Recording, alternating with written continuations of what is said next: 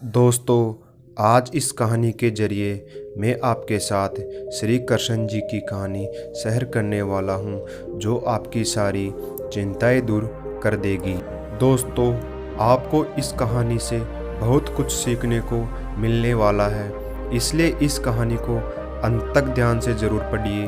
जो बिना समय को गवाए चलिए कहानी की शुरुआत करते हैं। दोस्तों, इस कहानी की शुरुआत होती है एक बिजनेसमैन से, जो अपने बिजनेस को लेकर काफ़ी चिंता किया करता था कि क्या होगा आगे आने वाले कल में और कैसे काम आगे बढ़ेगा और उनके इस व्यवसाय को उनका बच्चा संभाल पाएगा या नहीं। दोस्तों, उस बिजनेसमैन का एक लड़का भी था जो उनसे काफ़ी बार कहता रहता था कि पापा, आप मुझे हमारे इस बिजनेस को संभालने का एक मौका दीजिए, क्योंकि अब मुझे भी बिजनेस करना आ गया है। लेकिन वो व्यक्ति कभी भी अपने बेटे को मौका नहीं देता। दोस्तों, एक दिन इस बिजनेसमैन को दिल का दौरा पड़ जाता है और इसके चलते उनको हॉस्पिटल में भर्ती किया जाता है। जैसे ये खबर उनके बेटे को पता चलती है, उनका बेटा दौड़ करके हॉस्पिटल में पहुंचता है। बेटा हॉस्पिटल में पहुंचने के बाद उनसे ये देखा कि उसके पापा अब एडमिट है और डॉक्टर्स ने उससे कहा कि आपके पापा अब पहले थोड़ा ठीक है और धीरे धीरे करके वे अब रिकवर हो जाएंगे। फिर उस लड़के ने अपने एक दोस्त को कॉल करके वहाँ पर बुला लिया। फिर उसका दोस्त वहाँ पर आ जाता है और उससे पूछता है कि क्या हुआ भाई। फिर उस बिजनेसमैन के लड़के ने अपने दोस्त से कहा कि मेरे पापा को दिल का दौरा आया है और उन्हें अस्पताल में एडमिट किया हुआ है। इसके बाद उस बिजनेसमैन का लड़का अपने दोस्त से कहता है कि चलना जरा बाहर चल के आ जाते हैं, बहुत देर हो गई इधर। और फिर वो दोनों अस्पताल से बाहर चले जाते हैं। जब वह दोनों अस्पताल से बाहर निकले तब उनको एक आइसक्रीम वाला दिखाई देता है। फिर उस बिजनेसमैन के लड़के ने अपने दोस्त से कहा कि भाई आ जाओ, आइसक्रीम खाते हैं। ये बात सुनकर उसका दोस्त थोड़ा चौंकता है और मन ही मन कहता है कि अरे ये क्या पागलपन है, पापा अंदर भर्ती है और यहाँ पर आइसक्रीम खाने की सोच रहा है। फिर उन दोनों ने आइसक्रीम खरीद ली और वे दोनों आइसक्रीम खाने लगे। लेकिन उसका जो दोस्त था ना, उससे ये रहा नहीं गया और उसने अपने दोस्त से पूछ लिया कि भाई, मुझे समझ नहीं आ रहा कि तुम्हारे बिजनेस का आगे क्या होगा और तुम्हारे पापा की तबीयत भी ठीक नहीं है और तुम यहाँ आइसक्रीम खा रहा है, मुझे कुछ समझ नहीं आ रहा। फिर ये जो बिजनेसमैन का लड़का था और उसने बात कही, उसे आप ध्यान से पढ़िएगा। उसने अपने मित्र से कहा कि मुझे यह मालूम है कि तुम ये सोच रहा होगा कि मेरे पापा एडमिट है, यहाँ पर आइसक्रीम चल रही है, मज़े चल रहे हैं, पर ऐसा कुछ नहीं है। मैं भगवान श्री कृष्ण का बहुत बड़ा भक्त हूँ और उनकी दो बातें हमेशा अपनी ज़िंदगी में याद रखता हूँ। पहले बात तो हम उसको पता है कि काम करना है और फल की चिंता नहीं करनी है, इसलिए जो होगा देखा जाएगा।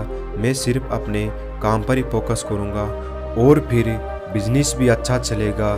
दूसरी बात, वो लड़का अपने दोस्त से कहता है कि मैं तुम्हें भगवान श्री कृष्ण की कहानी सुनाता हूँ, जो तुम्हें दूसरी बात क्या है वो अच्छी तरह से समझ आएगी। भगवान श्री कृष्ण की जो पत्नी थी, जिनका नाम रुक्मिणी था, उनको जब पहला बेटा हुआ था तो उसका नाम प्रद्युम्न रखा था और प्रद्युम्न के जन्म के 10 दिन पश्चात ही प्रद्युम्न का अपहरण हो गया। प्रद्युम्न के अपहरण के कारण रुक्मिणी नाराज और उदास रहने लगी कि क्या हो गया। भगवान श्री कृष्ण रुक्मिणी जी से कहते थे कि चिंता मत करो, क्योंकि प्रद्युम्न जहाँ भी होगा वहीं पर ठीक होगा। लेकिन इतना समझाने के बावजूद भी रुक्मिणी अपने बच्चे की चिंता में उदास और निराश रहती थी और इस तरह चिंता करते करते रुक्मिणी जी को 18 साल बीत गई।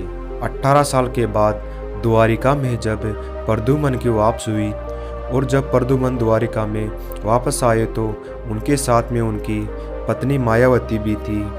अब समस्या ये थी कि मायावती की उम्र प्रद्युम्न से 20 साल ज़्यादा थी। वहाँ रुक्मिणी पहले तो खुश हुई कि बच्चा वापस आ गया और फिर से दुखी हो गई, क्योंकि इतनी बड़ी लड़की से शादी। इसलिए रुक्मिणी से भगवान श्री कृष्ण से जाकर कहने लगी कि ये क्या हो गया। फिर भगवान श्री कृष्ण जी माँ रुक्मिणी से कहा कि जो हो गया उसको स्वीकार कर लो और आगे बढ़ो और चिंता मत करो। लेकिन माँ रुक्मिणी से कह रही थी कि बड़ी लड़की से शादी क्यों कर ली और ये लड़की भी मिली क्या, इस बात को स्वीकार नहीं कर पा रही थी। इसके कारण 8 साल तक माँ रुक्मिणी जी दुखी और निराश रही और 8 साल के बाद रुक्मिणी जी ने ये स्वीकार कर लिया कि प्रद्युम्न ने जो यह शादी करी थी वो ठीक है और इसके लिए ज़्यादा चिंता करने की ज़रूरत नहीं है, और उस शादी को उन्होंने स्वीकार कर लिया। दोस्तों, एक तरीके से माँ रुक्मिणी जी ने अपने ज़िंदगी के 23 साल उदासी में बिताए दिए।